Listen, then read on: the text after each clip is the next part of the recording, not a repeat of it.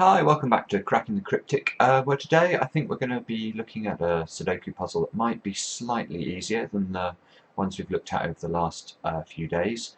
This is from the US Puzzle Championship, which happened a couple of weekends ago, and it was a 10-point puzzle created by Nikoli.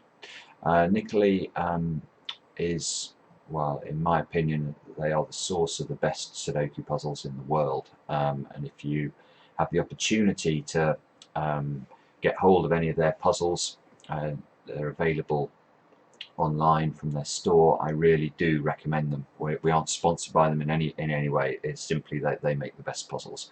Their puzzles are all handcrafted, and they just have a beautiful logic to them. And obviously, with this being in the US Puzzle Championship, we get to try one. So let's have a go at that in a moment. If you want to have a go at it yourselves interactively, then just click on the link under the video, and that'll take you to our software, and you'll be able to have a go too. Congratulations also to Tom Snyder on winning the US Puzzle Championship. An incredible score of 255 out of 300 points, which, I mean, I beggars belief. So a puzzle like this, how long would it take Thomas? I think no more than 2 minutes. So anyone who is recording that sort of time for this, do let us know. That would be seriously interesting. Right, let's go. 8s, I can see. We can place an 8 here because of the 8 at the bottom. And Nikoli puzzles tend to be quite amenable to standard so-called Snyder notation, which is when in 3x3 blocks, if I make pencil marks like this, it means an 8 can only go in exactly 2 positions in the 3x3 block. And it's definitely the method of notation that Mark and I would recommend. It's used by most of the World Sudoku Championship competitors, and yeah, it's much quicker and more efficient, I think, than full pencil mark notation. Now, if you are doing extreme stroke diabolical puzzles regularly, you will need to use a combination of this notation and a more comprehensive notation. But if you're just sticking to sort of fiendish puzzles, hard puzzles, this should be plenty good enough. Now, I'm not making very good progress because I'm trying to talk at the same time, so I'm actually going to stop doing that and concentrate a bit harder. See, all of the 7s are quite offset. 8s we've looked at a little bit. 9s, doing much with 9s. So what is the trick to getting into this puzzle?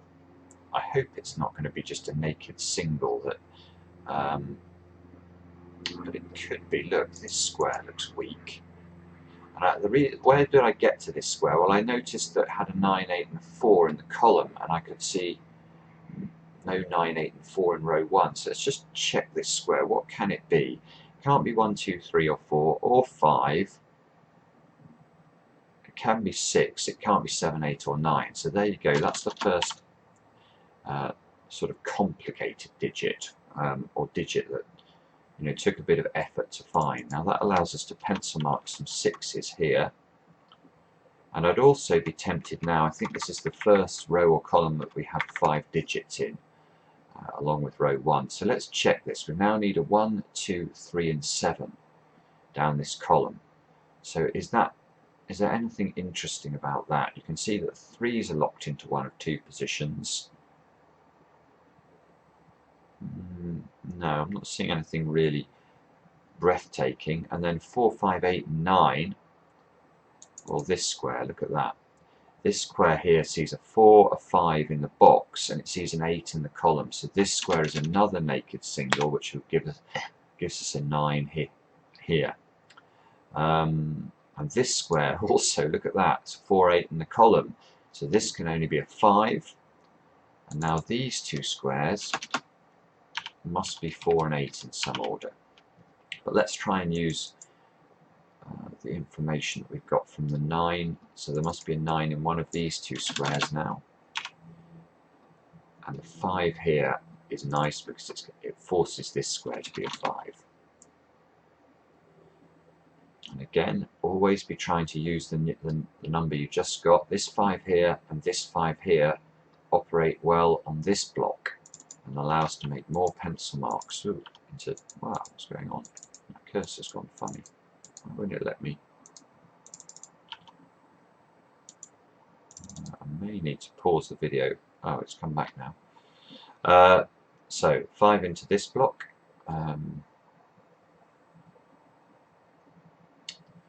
And we've got 5 digits now in column 3, so we need 2, 6, 8, 9 to complete this column. Now you can see this 2 forces a 2 into one of those 2 squares. And again, we can pencil mark 2's like that as a result of this. This square here can only be a 2 or a 9, so I'd probably record that. And can we do anything more? 5's, look, must be in one of those 2 squares.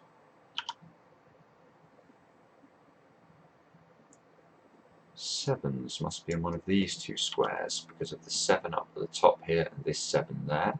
And that gives us another digit in this position. And here is why the pencil marks are important, because now look at the implication of this 7 and this 7. Firstly, I'm going to be able to place a 7 immediately in this square because it's the only place a 7 can go in the box. But the moment I put this 7 in, the logic of these pencil marks means that I've said when I make a pencil mark, a number can only go in 2 positions in the block. So if I take one of those positions with a 7, that means this square is the only place a 2 can go in this 3 by 3 block. And the moment I place the 2, I'm taking the place of one of the 8's. So that means that this is the only place an 8 can go in the block. And you can see that once I've placed a 7, a 2 and an 8 in these 3 positions, there's only one square left, and that's going to have to be a 1. So the pencil marking allows me to make very rapid progress from time to time, and I think the puzzle now is going to be really quick because these 2 7's here now force a 7 into those 2 squares, but we have a 7 here. So this is going to have to be a 7, and again I immediately get to place the 9. And now the only thing that's complicated is I need to keep track of all of these new numbers and use them as fully as possible. So let's do that. We can pencil mark 7's into these 2 squares. Let's come back over here. We haven't checked this 2 yet. Can we do anything new with the 2? I'm not seeing anything immediate.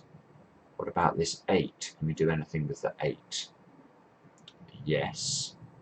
In this block, well, in this block, an 8's now forced to be either here or here. And what about the 1?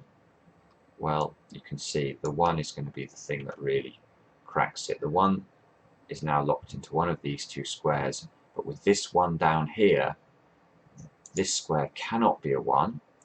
Therefore, I'm going to have to put a 1 into a square that already has a pencil marked 5 and a pencil marked 8 in it. So again, I'm going to be able to go 1, 5, 8. Once I get this 8, obviously this square is forced to be a 4. And now again, it's simply a case of making sure I use this information as fully as I can. So let's try and use the 5 first. Is the 5 helpful? Well, I can pencil mark 5's into these 2 squares, and I can do that because of this 5 and the 5's I've got pencil marked here, meaning that there can't be a 5 in either of these 2 squares in the central block. Now the 8, well, you can see that's going to allow me to place an 8 here and an 8 here, and the moment I put the 8 here again, I can immediately write the 2 in. This must be an 8 now in this block. The only thing that this can be is a 6, and that means we should be left with, what's it going to be, 3 into that square. Again, let's keep making use of these new digits. So 4, 5, 2, 8, 3, 6. These 3 squares here now must be 3, 4 and 6, I think. So 3's into those 2 positions, 6 is into those 2 positions, and we don't yet know about 4. Now we've got 6 digits in column 7. We still need to place 1, 2 and 3. Again, don't see anything immediate there, so I'm going to move immediately on to column 9, where I still need to place 2, 3 and 5. Now here, this 3 and a 5 in the row already, so this square can only be a 2. And again, you can see 2, 2, and this 2 up here. That gets me another digit into the grid. And these 2 squares now have to be 3 and 5 because of the column, but we've already got a 5 pencil marked into this square. So I know this can't be a 5 anymore because I know the 5 is in one of these 2 positions. So it's going to have to be here, otherwise the column will break. Let's fill the you didn't need to do that. Fill the pencil marks into these 2 squares, and fill the 3 into this position. Gives me pencil mark 3's over in the middle block. This 3 by 3 block now has a lot of information into it, and the 2 up here means this square must be the 2. 2 here, and 2 here, and this 2 here. Again, just make the pencil marks and move on. Must be a 1 into one of those 2 squares to complete the block. Therefore there must be a 1 in one of these 2 squares, and the other digit that's missing is a 3. Again, looking across, scanning across immediately. This is a 3 here, so that's going to make this a 3, this a 1. Again, that means we can place a 1 immediately up there to one of those 2 squares, and the 3's now resolve themselves. This is going to have to be a 3 in the bottom left corner.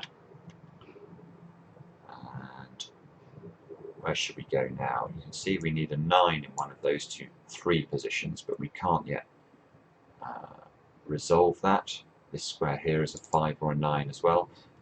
You can use the software to keep track of pairs. That's always not a bad idea. 5's and 9's into those 2 squares. This block is very restricted, still needs a 1, a 6 and a 9. This 6 here resolves it. 6 into this square.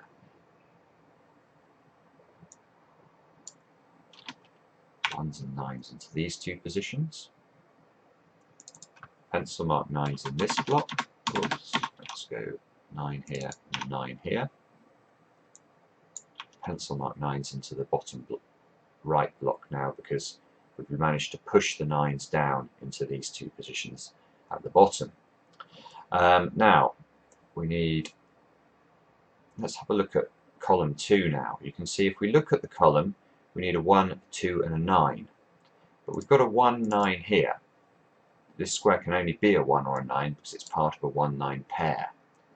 So this 2 here forces a 2 into this square, and this square here now can only be a 1 or a 9. So I switch to central notation. Again, that's different from the side of the square notation that I've got around here. This is saying I'm not looking at the 3 by 3 block, I'm looking at the cell itself, and the cell itself can only be a 1 or a 9. Okay, so where would we go next? Where would you go next? Ask yourself that question before I say where I would go. That's not a bad way to do this. Where I would look is row 7, and I do that because of this 1, 9 pair. Because the 1, 9 pair, although I don't know which of these squares is a 1 and which of these squares is a 9, essentially this 1, 9 pair gives me 7 of the 9 digits along this row. So looking at this square and seeing it can only be a 4 or a 5, because I've fully pencil marked these 3 squares, I know this square can only be a 4 or a 5. And I immediately scan upwards and see a 5 here. So in fact, this square can only be a 4. And the moment I place this 4 again, well, 2 things happen. Firstly, I can pencil mark 4's into these 2 squares, but more importantly, I now completely resolve this box because I've pencil marked the 4s properly. That means this square, when this square is not a 4, this is forced to be a 4. The moment I place the 4 here, that takes the position of the 9. Therefore, this must be the 9. This must be the 5. You can complete row 9 now. Oops, that means this is a 5.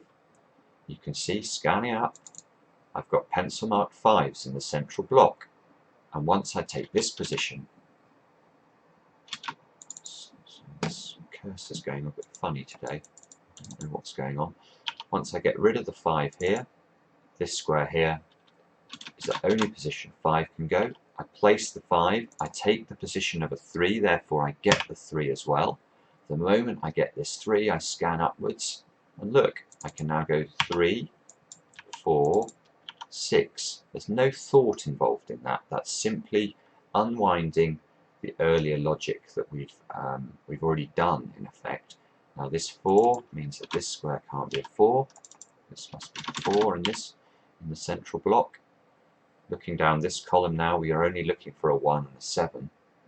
Well, we have a 1 here. So this must be the 1. This must be the 7. Now this must be the 9. What's this going to be? Assuming I haven't made a mistake, this should be a 7. That resolves the pencil marks over on the left. We're looking for 1, 6 and 9 to complete this block. Get to pencil mark. Oh, we can do a little trick actually. I'll show you a little trick there. Now, if we have a look at this block now, it's not possible for this square to be a 9, because if this square is a 9, I have a so-called uniqueness issue. And the reason for that is that if I put a 9 in this square, this will be forced to be a 1, this will be a 1, and this will be a 9. And there's no way of telling, when we look at the final solution, which would contain the 1 and the 9 here and the 1 and the 9 here, why the 1s would be like this or the 1s would be like this. Effectively, the puzzle has 2 solutions. Now we know this is a good puzzle. It appears in the US Championship. It'll only have 1 solution. So, in fact, we can, if you're speed solving, you can immediately rule out a 9 from either of these positions. And then we're going to find the 9 is down here. But I'm not going to use uniqueness here. And one of the reasons is my respect for Nikoli. And I've had correspondence over the years with Nikoli, and they hate uniqueness as a principle. Their puzzles are not designed to be solved by uniqueness, and out of respect for them, I therefore will not use that technique on their puzzles. So 2, 6 and 9 to complete these 3 squares, look, just from the block. So you can see this square here must be a 2, that must be a 6, 6 here, 1 here, 9 here, 1 here. I said that we would find that the 9 was down there, and indeed we have. 6, 9, 1, check. And that's how to do this puzzle from the US Puzzle Championship. Now, I'm sure those of you who are regular Sudoku players will have had it. If you've had a go at that puzzle, I'm sure you will have found it doable, and that I completely agree with. It's a very tractable puzzle. It's worth 10 points out of the 300 on the US Puzzle Championship, so we could have all got those points. We might not have done them as quickly as Thomas Snyder, but with practice, well, we can build up towards some reasonable scores. And if you were scoring over 100 on the US Puzzle Championship, you would be well up the field. So, even if you're taking, taking over 10 minutes for this puzzle, providing you're able to keep that run rate going, you could have scored over 100, and you would have been, as I say, one of the high finishers. So, thanks for watching, and we'll be back soon with another edition. That was a great puzzle today from Nikoli.com, as always.